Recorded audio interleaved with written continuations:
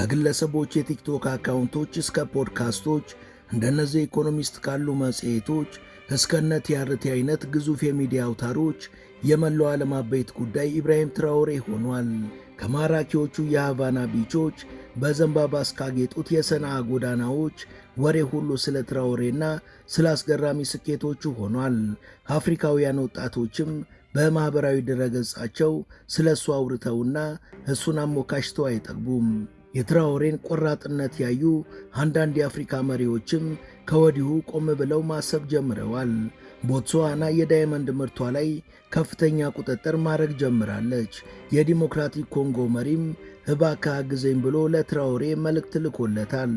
የሚይዙ የሚጨብጡትን ያጡት ፈረንሳውያን የሞከሯቸው የግድያና የመፈንቅለ መንግሥት ሙከራዎች መክሸፋቸውን ተከትሎ ሰላዮችን ወደ ቡርኪና ቢልኩም ጆሮ ጠቢዎቹ ሳይውል ሳያድር በቁጥጥር ስር ውለዋል። በዚህ ሁሉ ሂደት ውስጥ ሆኖ ትራኦሬ በትጋት የልማት ሥራዎችን ማከናወኑን ቀጥሏል። Burkina Faso, a nation known for its resilience and determination, is on the brink of a monumental economic transformation, thanks to the visionary leadership of Ibrahim Traoré.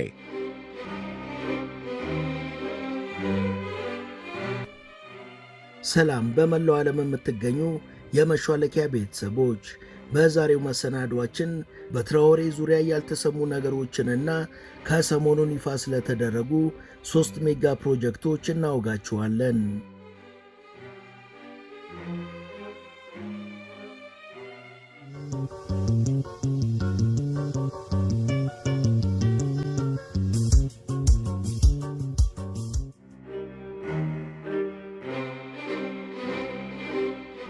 ኢብራሂም ትራኦሬ እሳትና ውሃን አጣምሮ የያዘ መሪ ነው ይሉታል። ጎራዴውንና ሚዛኑን በትክክል መጠቀም የሚችል መሪ ነው የሚሉም ጥቂት አይደሉም። ሰውየው በሥነ ምግባሩና በጀግንነቱ የታወቀ ቆራጥና ፈጣን የሆኑ ውሳኔዎችን ለመወሰንም የማያወላዳ የተግባር ሰው ነው። በዛው ልክ ደግሞ ያለ ገደብ መውደድ የሚችልና ለምህረት ዝግጁ የሆነ ሰፊ ልብም ያለው ነው።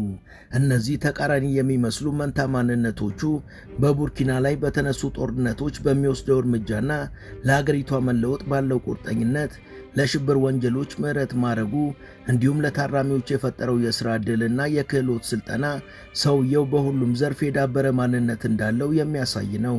በያዝነው ወር ማብቂያ የገባውን የረመዳን ጾምን አስመልክቶም በሀገሪቷ ብሔራዊ ቴሌቪዥን የተለመደውን የወታደር ዩኒፎርሙን ለብሶ ለመላው የአፍሪካና የዓለም ሙስሊሞች መልካም ምኞቱን ገልጿል።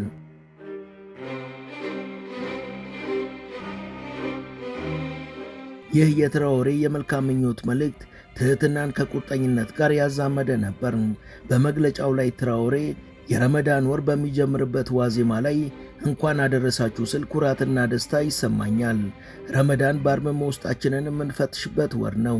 ከበርካታ ፍላጎቶቻችን ተቆጥበንም የምንጾምበት የምንጸልይበትና ንስሐ የምንገባበት ወር ነው። በዚህ የጾምና የጸሎት ወር በራሳችን ጥረት ያገኘነውን ጥንካሬና በሰላም መኖራችን ምን ያህል አስፈላጊ እንደሆነ ሁላችንም ልብ እንበል። ቡርኪና ፋሶ ሁልጊዜ የጽናትና የወንድማማችነት ምድር ናት። ሰላማዊ የሆነች ያደገችና የበለጸገች ሀገር ለመገንባት ያለን የጋራ ፍላጎት የሚገጥሙንን ፈተናዎች ሁሉ እንድናልፍና ለበለጠ ለውጥ እንድንነሳሳ ይህ የጾም ወርም ለሀገራችን የበለጠ እንድንተጋ እንዲያደርገን ከልብ እመኛለሁ በማለት ትራኦሬ መልእክቱን አስተላልፏል።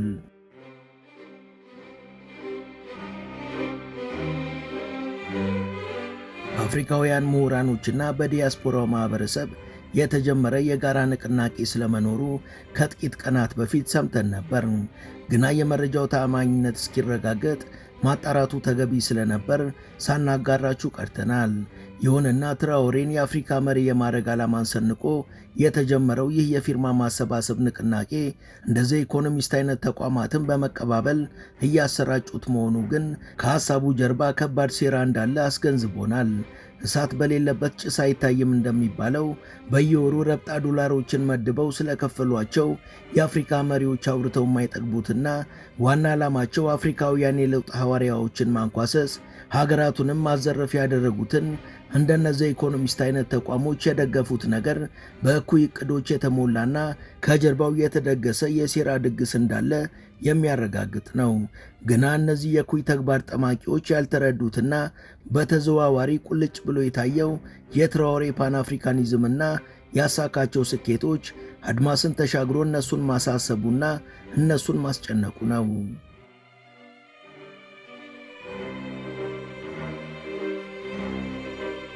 በአሁኑ ሰዓት በቡርኪና እየተካሄዱ ካሉ ግዙፍ ፕሮጀክቶች መሃል 500 ሺህ አባወራዎችን የሚያስተናግድ የቤት ግንባታ ፕሮጀክት አንዱ ነው።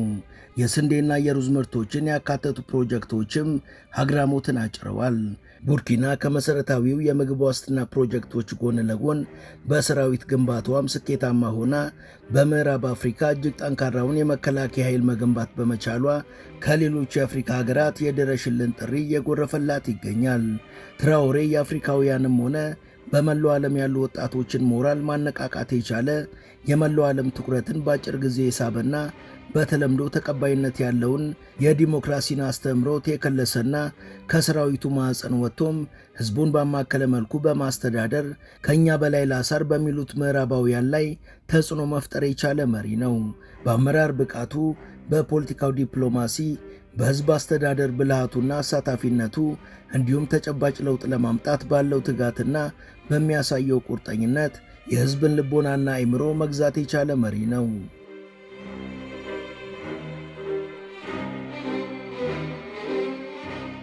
በሂስትሪ ቻናል ድምፁን የምናውቀው የቢቢሲው ጋዜጠኛ ሳይቀር ሁለንተናዊ ለውጥ ማስመዝገብ የቻለ ግላዲያተር በማለት ትራኦሬን አሞካሽቶታል።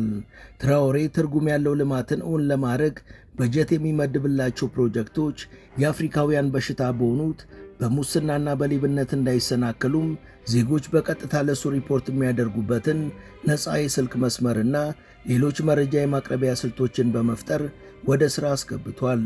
ይህ ደግሞ ሰውየው ለራዩ መሳካት ያለውን ቁርጠኝነት የሚያሳይ ብቻ ሳይሆን ለፕሮጀክቶቹ ስኬትና በአጭር ጊዜ ውስጥ በርካታ ውጤቶች እንዲመጡ ማስቻሉን ነው። ትራኦሬ የኢኮኖሚ ነፃነትና በምግብ ራስን መቻል እንዲሁም ፖለቲካዊ ነፃነትና ሉዓላዊነት ብቻቸውን ጥቃት እንደማይኖር ዋስትና የሚሰጡና የተመዘገቡ ውጤቶችን ቀጣይ እንዲሆኑ ማድረግ እንደማይችሉ በቅጡ ተረድቷል። ቀን ተሌት የተለፋባቸው እነዚህ ለውጦች ሕዝቡ ላይ እንዲንጸባረቁና ቀጣይ እንዲሆኑ ትራኦሬ ዘውትር ሁኔታዎችን ይገመግማል።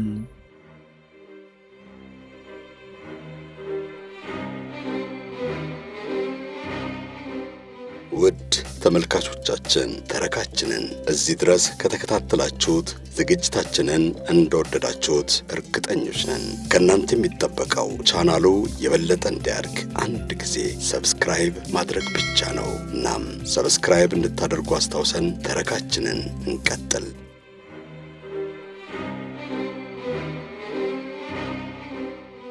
ትራኦሬ በፍጥነት ሥራ ላይ ከዋላቸው ፕሮጀክቶች ውስጥ አንዱ የሰራዊቱን አጠቃላይ መዋቅር በመቀየር በትጥቅ በእውቀትና በሥነ ምግባር የደረጀና የሰለጠነ ሰራዊት መገንባት ነው።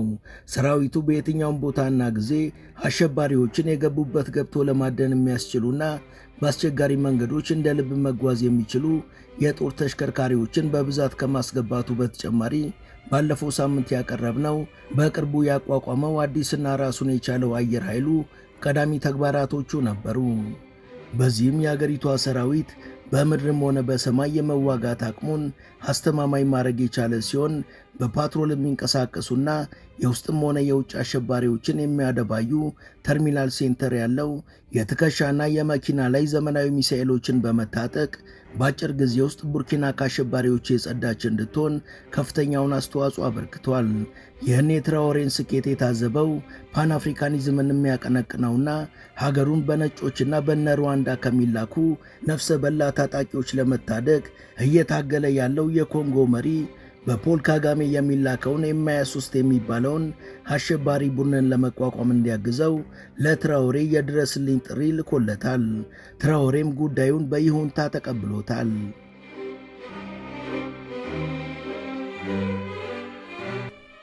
ትራኦሬ የኮንጎን ጉዳይ በተመለከተ ለአፍሪካ ህብረት ሀገራት ባስተላለፈው መልእክት እናንተ ሁላችሁም ልታፍሩ ይገባችኋል በማለት የየሀገራቱን መሪዎች ወቅሷቸዋል። የኮንጎ ሕፃናት ለበርካታ ዓመታት ሲሞቱና ሰቆቃ ውስጥ ሲኖሩ የተቋም ስንጥር ሊያነሳ ቀርቶ ቃል እንኳን አልተነፈሰም። ሌላው ቀርቶ አንዲት የአውሮፓ ሀገር የሳህል ኮንፌዴሬሽን አባል የሆነች ሀገር ላይ የሽብር ድርጊት ስትፈጽም የአፍሪካ ህብረት ያደረገው አንዳች ነገር የለም። በእርግጠኛ እዚህ የተገኘነው ስለ ራሳችን ጉዳይ ለማውራት አይደለም። ለራሳችን በቂ ነን። ይህን መልእክት የላክንላችሁ ግን በኮንጎና በሱዳን ስላለው ሰቆቃ ልናስታውሳችሁ ነው በማለት የድርጅቱን እርባና ቢስነት በመግለጽ አቅሙን ለማጠናከር እንዲሞክሩ ነግሯቸዋል። በነገራችን ላይ የለመደችው ዝርፊያ የቀረባት ፈረንሳይ አሁንም አልሞት ባይ ተጋዳይ ሆና እየተውተረተረች ነው። የዛሬ 15 ቀን በመረጃና በደህንነት የጠነከረው የትራኦሬ ጦር ሰራዊት 4 የፈረንሳይ ሰላዮችን እጅ ከፍንጅ ይዞ ለ1 ዓመት በማሰር የሚፈልገውን መረጃ ካገኘ በኋላ በሞሮኮ አሸማጋይነት ለቋቸዋል።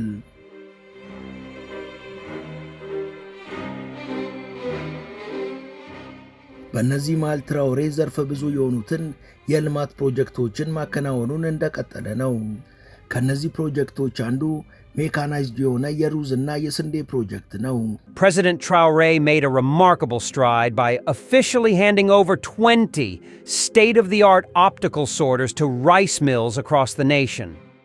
በአጭር ጊዜ አመርቂ ውጤት ማስመዝገብ የቻለው ይህ ፕሮጀክት ከሀገሪቷ ፍጆታ ተርፎ በቅርቡ ወደ ጎረቤት ሀገራት ኤክስፖርት ይደረጋል ተብሏል። ቡርኪና ለዚህ የሩዝና የስንዴ ፕሮጀክቷ የተጠቀመችው መሬት 1000 ስኩዌር ኪሎ ሜትር ሲሆን ለበረሃ ተስማሚ የሆኑ የመስኖ ዘዴዎችን በመጠቀም የስንዴና የሩዝ ግብርናን በከፍተኛ ሁኔታ እያከናወነች ትገኛለች። በወርሃ የካቲት መጀመሪያ ላይ ቦታውን የጎበኙት የአውትስ ከንቲባ በላባ ዞን የሚገኘውንና አበባ ለማፍካት የደረሰውን ምርት በተመለከቱ ጊዜ የግብርናውን ሂደት በበላይነት ለሚከታተሉ ሰራተኞች ምስጋናቸውን አቅርበው ነበር። የማኅበራቱ ሊቀመንበር የሆነው ሙሞኑ ካብሬ ደግሞ በከንቲባዋ ጉብኝት መደሰቱን ገልጾ ወደፊት የተሻለ ሥራን እንሰራለን ብሏል።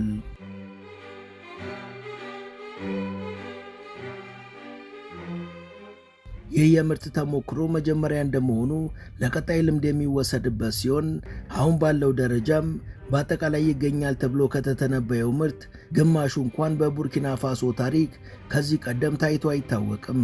በሀገሪቷ ታሪክ ይህን ያህል የእርሻ መሬት ሲለማም የመጀመሪያው ነው። በተቀናጀ የግብርና ፕሮጀክት የተመረቱና ደርሰው የተሰበሰቡ ሌሎች ምርቶችም ወደ ሀገሪቷ ገበያዎች ገብተው አየሩን አነቃቅተውታል። የስንዴ ምርቱ ገና በአበባ ደረጃ ሲሆን በሀገሪቷ የሚገኝ አንድ የስንዴ ዱቄት ፋብሪካ በቀጣይ ዓመት የሚመረተውን ስንዴ በሙሉ እንደሚገዛም ቃል ገብቷል። ቡርኪና አሁን ላይ ስንዴ ከማስገባት ተላቃም ወደ ኤክስፖርት አድራጊነት ጉዞ ጀምራለች። እንደ ግብርና ባለሙያዎች አስተያየት ከሆነ ከ100 ሄክታሩ እርሻ 300 ሚሊዮን ኪሎግራም ስንዴና ሩዝ እንደሚሰበሰብ አረጋግጠዋል። እነዚህ ባለሙያዎች አክለውም ከዚህ በፊት የቡርኪና ትልቁ ዓመታዊ ምርት ከ100 ሚሊዮን ኪሎግራም በልጦ እንደማያቅ ገልጸዋል።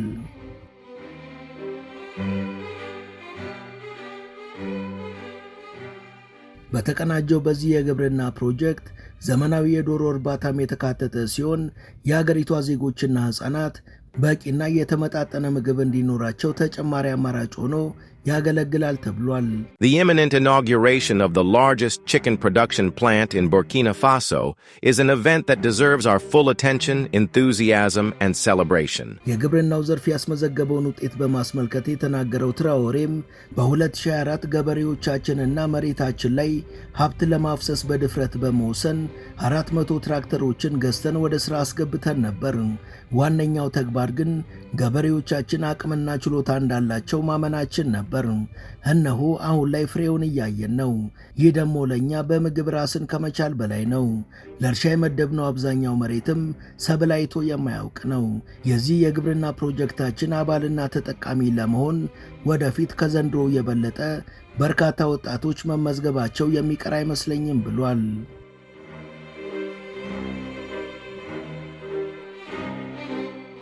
ሌላው ቡርኪና ይፋ ያደረገችው የቤቶች ልማት ፕሮጀክት ነው። Welcome to Traoré City, a bold new vision designed to bring modern homes, better roads, and world-class infrastructure to the heart of the country. ትራኦሬ ከተማ በመባል የሚታወቀው ይህ ፕሮጀክት ገና በቅድ ላይ ያለና አንገብጋቢውን በየከተሞቹ ያለውን የመኖሪያ ቤት እጥረትን ለመፍታት የታለመ ፕሮጀክት ነው። በዚህ የከተማ ፕሮጀክት የሚገነባው ከተማም ሁሉንም ማህበራዊ አገልግሎቶችና መሰረተ ልማቶችን የሚይዝና ሙሉ በሙሉ ታዳሽ ኃይልን የሚጠቀም ነው ተብሏል።